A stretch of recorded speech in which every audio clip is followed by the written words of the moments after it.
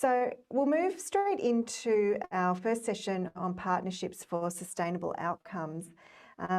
This is, as you'll see from the program, partnerships are a vital part of a range of areas of Council's work, and the examples that we will look at today include planning and designing and building a new town, and what the partnerships involved were there.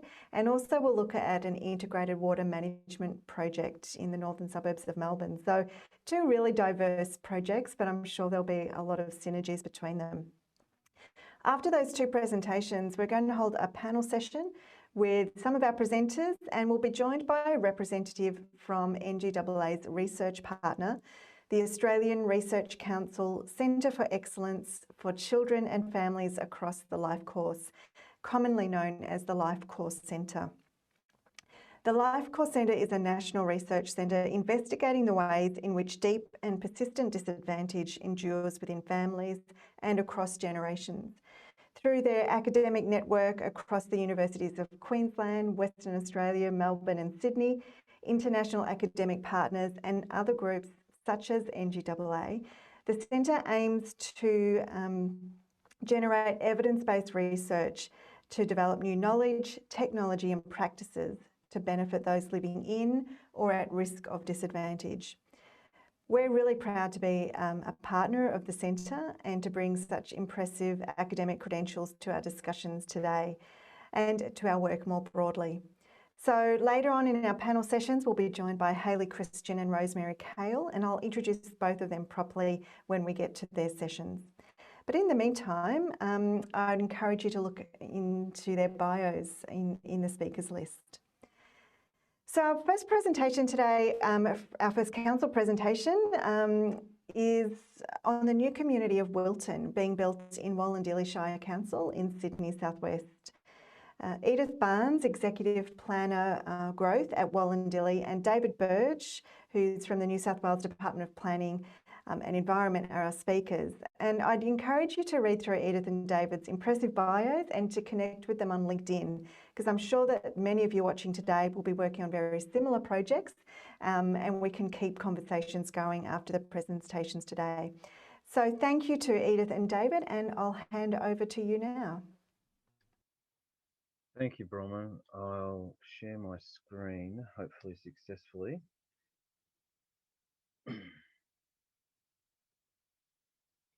You should now be able to see that. Wonderful. Thank you for the warm welcome and giving us the opportunity to come and talk to you today. As mentioned, my name's David Burge, and I'm from the Department of Planning, Infrastructure and Environment in the New South Wales Government. And Edith Barnes is with me, who is from Wollondilly Shire Council.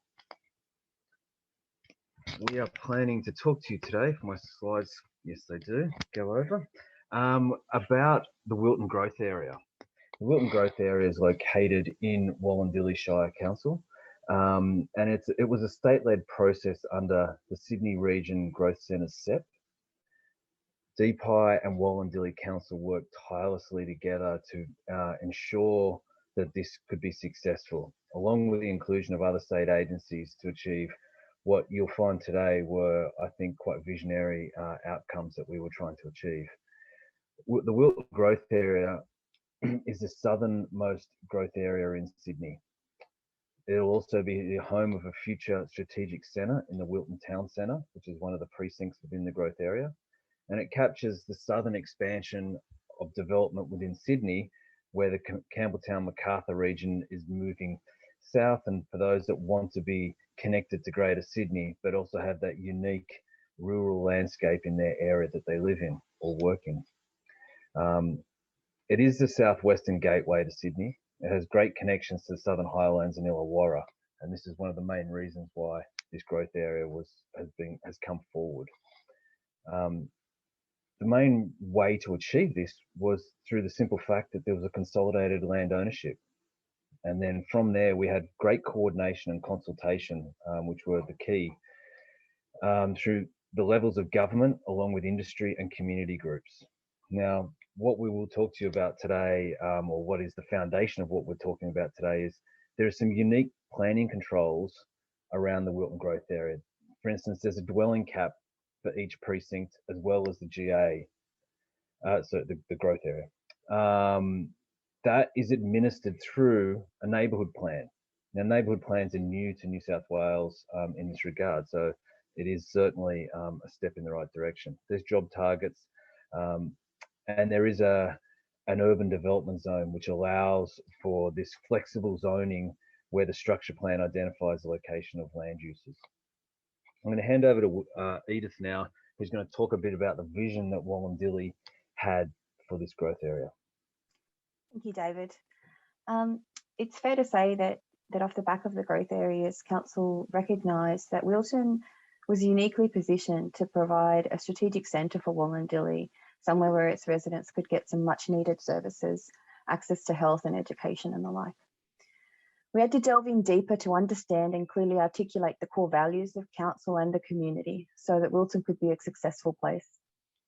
What we wanted for Wilton was a healthy, vibrant and sustainable community, a place that respected the landscape and the environment, that protected the waterways, the koalas and their habitat, that created new green spaces that connected people to place. Somewhere that could be enjoyed and that supported a healthy, active lifestyle. Essentially, we just wanted a place that prioritised the well-being of people, but also equally supported by infrastructure and services. Embedding healthy streets was a key focus for Council as part of this project and was critical as an overlay to all of the work and conversations that we had. Healthy streets is about creating spaces for people that are safe, that are protected from the elements, that are connected, that are healthy in terms of access to clean air, and that just provide opportunities for people to get around without the aid of the car. What was important as part of this was communicating our priorities and being clear and staying true to our vision, and that's how we looked at our approach to our successful Wilton. Next slide, please, David. So the journey towards the successful delivery of a healthy, vibrant and sustainable Wilton really required strong partnerships, an understanding and a commitment to do better. Business as usual wasn't going to be enough to get us there. We had to recognise that we also needed to be patient. Change doesn't come easily, nor does it happen quickly. We needed to be honest in our discussions, and we needed to be willing to risk, I guess, being called out or being challenged, and willing to share information. Internally, we had some robust conversations around what was essential, around what was good to have, and where there was room to negotiate, to allow things to evolve naturally and to create space for innovation. Externally, we did face some challenges, which can be expected when you need to shift your thinking or you need to shift a process. That's where the evidence-based approach was really critical for Council and for the department. I'll hand back to David to discuss this in a bit further detail. Thanks, Edith. So Edith started telling us a little bit about their vision, and I think you would agree that it was quite extensive, what Council were looking to see achieved in the growth area. And the only way we could get there was through extensive collaboration, because to be able to implement this and be successful was going to be quite difficult. It's not a case of just business as usual. To say that the Council and the department were always in agreement, that wouldn't be true. We were aware that we were coming at things from different perspectives, and it was through really hard collaboration and communication on both sides that we're able to ensure that we could agree and move forward. And I think that is really important, and we haven't lost sight of that.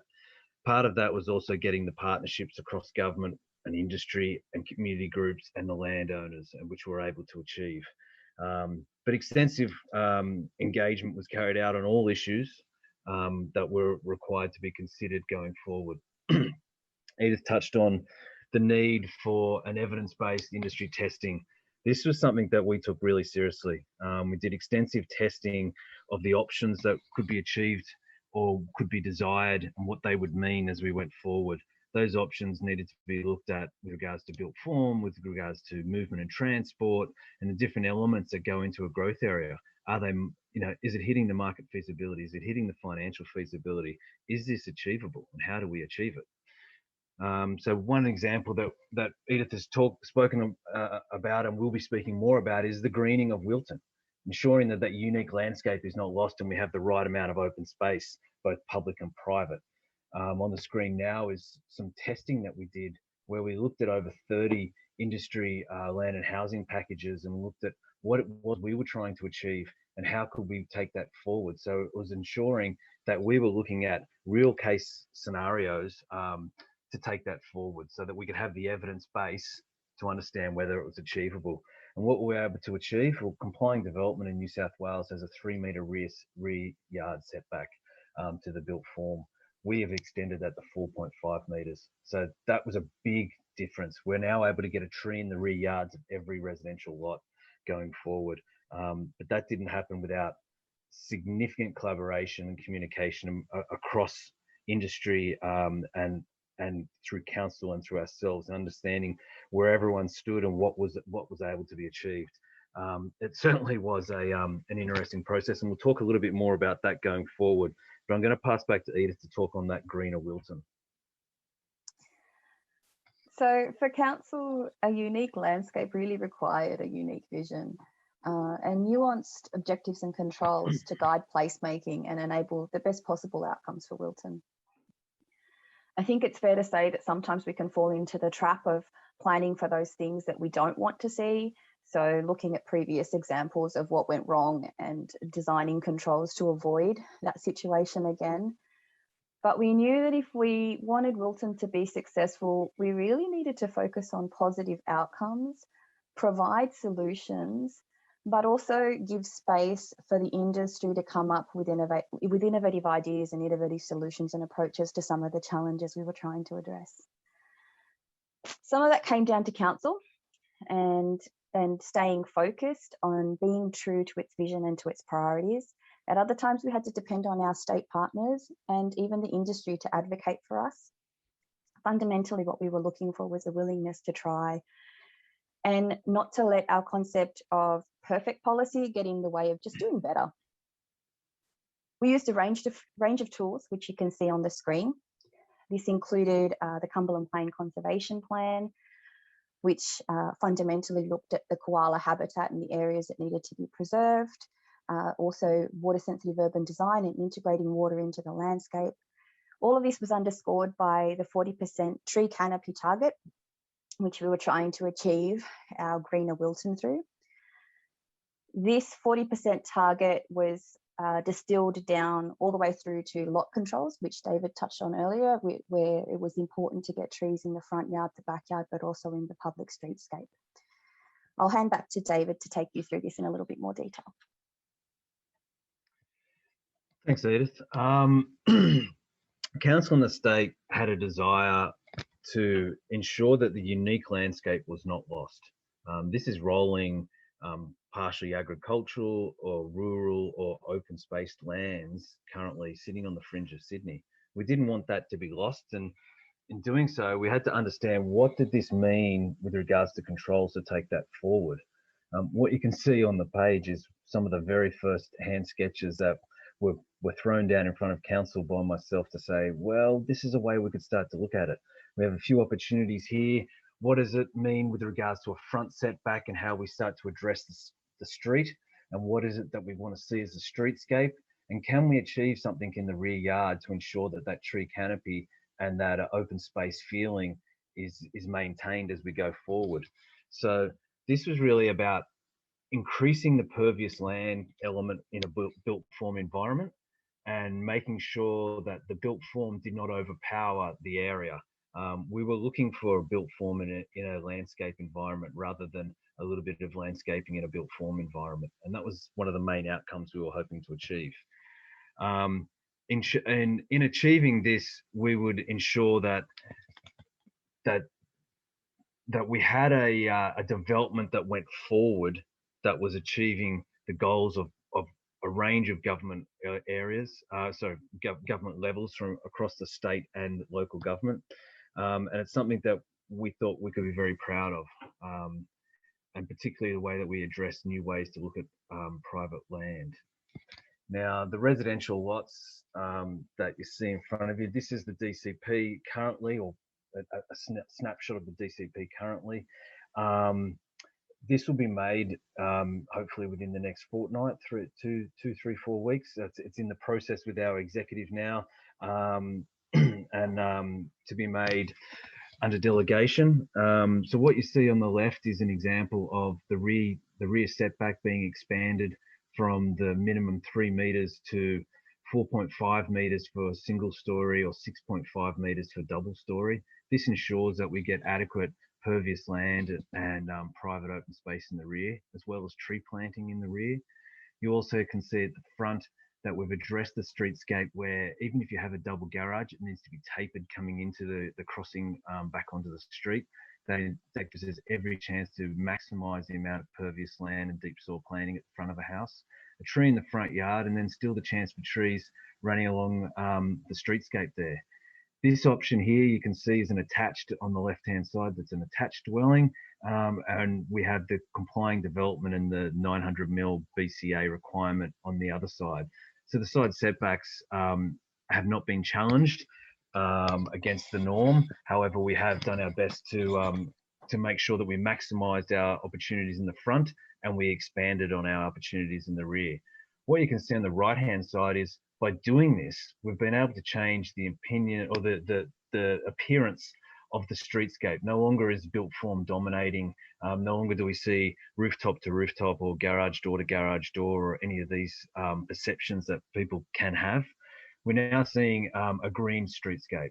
And as you can see in the image below that, it's also showing that you have a chance for a tree canopy to be achieved in the rear, something that does not get achieved in many places. So it's certainly something that we worked very hard. And as part of that, we've also created a Wilton Housing Complying Development Code. This is to ensure that we didn't need to turn on other complying development codes in this area that may go against the desires of the DCP or the intent of the DCP. So we've given a planning pathway that fast tracks, but we also ensure that the great intentions that we've worked hard for are able to be achieved. I'm just going to pass back to Edith now to talk a little bit more about that, and particularly the smart cities elements that we have pushed forward in our DCP and the growth area. So while a green Wilton is certainly a very important aspect for council, so is the ability to use technology to help Wilton realise its full potential. For us, it was about making Wilton even better, more prosperous and sustainable. Council has been a passionate champion of smart cities through the work in the city deals. And moreover, we would like to achieve that smart technology or the smart Shire approach for Wollondilly in general. Wilton provides us with the perfect opportunity to use real-time data and smart technology that can ultimately lead to the better utilisation of infrastructure. It allows us to monitor and therefore inform energy efficiency, making better choices. It allows us to be responsive to our community needs. It increases connectivity for all, both at home and at work, and it provides increased opportunities for jobs, local jobs. We still have a way to go in terms of bedding down the detail like locational requirements or system requirements for that smart technology. But we have left space in the DCP, and it should provide a strong foundation for the provision of smart infrastructure. Pilot projects will be a really key part of our learnings, with ongoing work to resolve the design specs and further work that will come from the city deals in this space, particularly for New South Wales. I'll now hand back to David to take you through what's next for Wilton. So Wilton is a 20 to 30 year process. We have a strategic document named Wilton 2040, and it sort of says what it is on the cover. We're looking for this to start to really come to being achieved by 2040. Currently, we have the DCP about to be made. We currently have a complying development code specific to Wilton that's about to go on exhibition. We have our first strategic centre in this area being the Wilton Town Centre that's about to be rezoned, and that'll be the third precinct that'll be rezoned within the growth area.